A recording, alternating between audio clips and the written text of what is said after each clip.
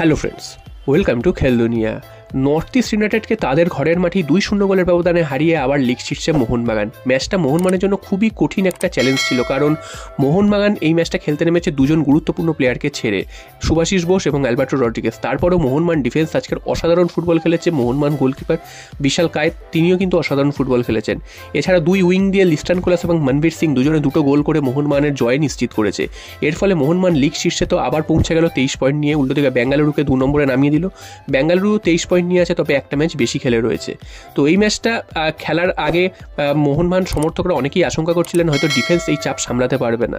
তো সেটা কিন্তু ভুল প্রমাণ করেছে। মোহনবাগান প্লেয়াররা আজকের অসাধারণ ফুটবল খেলেছে, মোহনবাগানের সমস্ত ফুটবলাররাই। তো আজকের টিম যদি দেখা যায়, সেখানে কিন্তু মলিনা কোনো চেঞ্জেস সেইভাবে আনেনি, শুধুমাত্র ফার্স্ট 11-এ ঢুকিয়ে দিয়েছিলেন সাহাল আব্দুল সামাদকে। এছাড়া কিন্তু সেই দিমিত্রি পেট্রাটস এবং জেমি ম্যাকলারেন এই দুজনই শুরু করেছে। তো কারুর বোধগম্য হচ্ছিল না স্টুয়ার্টকে কী কারণে বসিয়ে রেখেছে, যিনি আগের ম্যাচে 10 মিনিট খেলে তিনি এত সুন্দর ফুটবল খেলেছিলেন। তো সেই একই ধরনের টিম নামাচ্ছে এবং খুব একটা চেঞ্জেস দেখা যাচ্ছে না। যদিও আজকের ম্যাচটা মোহনবাগান জিতে গেছে, তাই জন্য হয়তো সমালোচনা হচ্ছে না। যদি না জিততে পারতো সেক্ষেত্রে কিন্তু সমালোচনা হতো।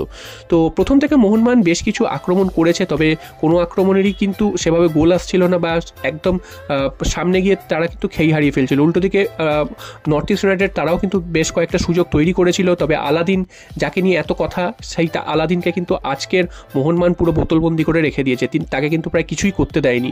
উল্টো দিকে ফার্স্ট হাফে লিস্টান কোলাসের একটা শট বারে লেগে ফিরে আসে, সেটা হলে গোল হয়ে গেলে সেখানেই মোহনবাগান এগিয়ে যেতে পারতো। এবং নর্থ ইস্ট ইউনাইটেডও তারাও সুযোগ পেয়েছিল, তাদেরও একটা শট বিশাল কায়েত অসাধারণ দক্ষতায় সেভ দেয়, যেটা হলে কিন্তু নর্থ ইস্টরে এগিয়ে যেতে পারতো। এছাড়া প্রথমার্ধে বেশ কিছু যে সুযোগ তৈরি হয়েছিল, সেখানে মোহনবাগান গোলকিপার বিশাল কায়েত তিনি দুর্দান্ত সেভ দিয়ে মোহনবাগানের কিন্তু দুর্গ রক্ষা করেছেন।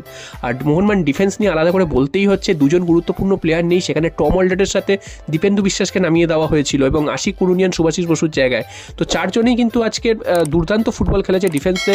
দীপেন্দু, তার মধ্যে একটু ফাম্বেলিং ছিল ঠিকই, তবে সেই যে তাকে যে দায়িত্বটা দেওয়া আছে, সেই দায়িত্বটা কিন্তু তিনি সসম্মানে উত্তীর্ণ হয়েছেন। এছাড়াও টম অলডার, তিনি যে কত বড় ফুটবলার, কত বড় ডিফেন্সের ভরসা মোহনবাগানে, সেটা আজকেরও বুঝিয়েছেন।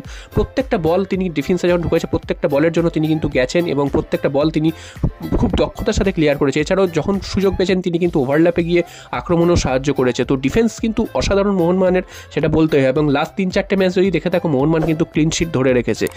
অবশ্যই বিশাল কায়েতের কথা আলাদা করে বলতে হয়, তিনিও দুর্দান্ত খেলেছেন। সেকেন্ড হাফে বেশ কয়েকটা ভালো ভালো সুযোগ তিনি কিন্তু বাঁচিয়েছেন, যেগুলোর হলে গোল হয়ে গেলে কিন্তু মোহনবাগান বিপদে পড়ে যেতে পারতো।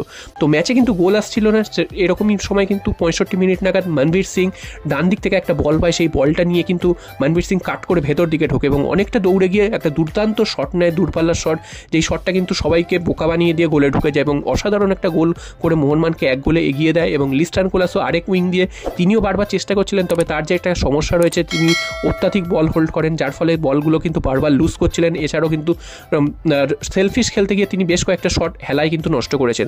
তবে 72 মিনিটের মাথায় যে সুযোগটা তিনি পেয়েছিলেন, সেই সুযোগটা কিন্তু তিনি গোলে রেখেছেন এবং যার ফলে মোহনবাগান 2-0 গোলে এগিয়ে যায়। এবং তারপর কিন্তু মোহনবাগানের চেঞ্জেসগুলো দেখা যায়, সেখানে দেখা যায় যে কামিংসকে নামাতে দেখা যায়, সেখানে তুলতে দেখা যায় দিমিত্রি পেট্রাটসকে। তো এখানেও প্রশ্ন আসছে, কামিংসকে আগে নামানো হলো, স্টুয়ার্টকে কেন খেলার সুযোগ দেওয়া হলো না?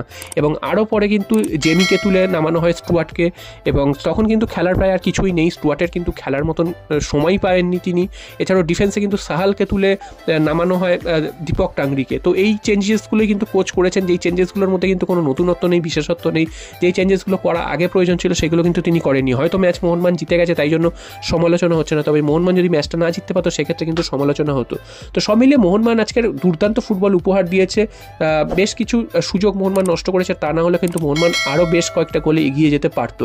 তবে এই যে অ্যাওয়ে ম্যাচ থেকে মোহনবাগান পুরো 3 পয়েন্ট নিয়ে আসছে এবং এরকম গুরুত্বপূর্ণ প্লেয়াররা নেই, তো সেটা কিন্তু মোহনবাগানের আগামী ম্যাচগুলোতেও যথেষ্ট মনোবল বাড়াবে। এবং সব মিলিয়ে আবার দুর্দান্ত ফুটবল খেলে 1 নম্বরে উঠে এসছে। কেরালা ব্লাস্টার্স ম্যাচ আগামী সপ্তাহে রয়েছে, তো সেই ম্যাচে নামার আগে মোহনবাগান কিন্তু যথেষ্ট আত্মবিশ্বাস পাবে এবং দুজন গুরুত্বপূর্ণ প্লেয়ার তারাও কিন্তু ডিফেন্সে ফিরে আসবে। তো সব মিলিয়ে মোহনবাগান এই মুহূর্তে কিন্তু একদম সেরা ছন্দে রয়েছে। এবং বেঙ্গালুরু যতই মোহনবাগানকে টক্কর দিক না কেন, মোহনবাগান কিন্তু একটা ম্যাচ কম খেলে তাদের থেকে একই পয়েন্ট নিয়ে তাদের থেকে 1 ধাপ এগিয়ে রয়েছে। তো দেখা যাক কেরালা ব্লাস্টার্স ম্যাচে মোহনবাগান কী ধরনের রেজাল্ট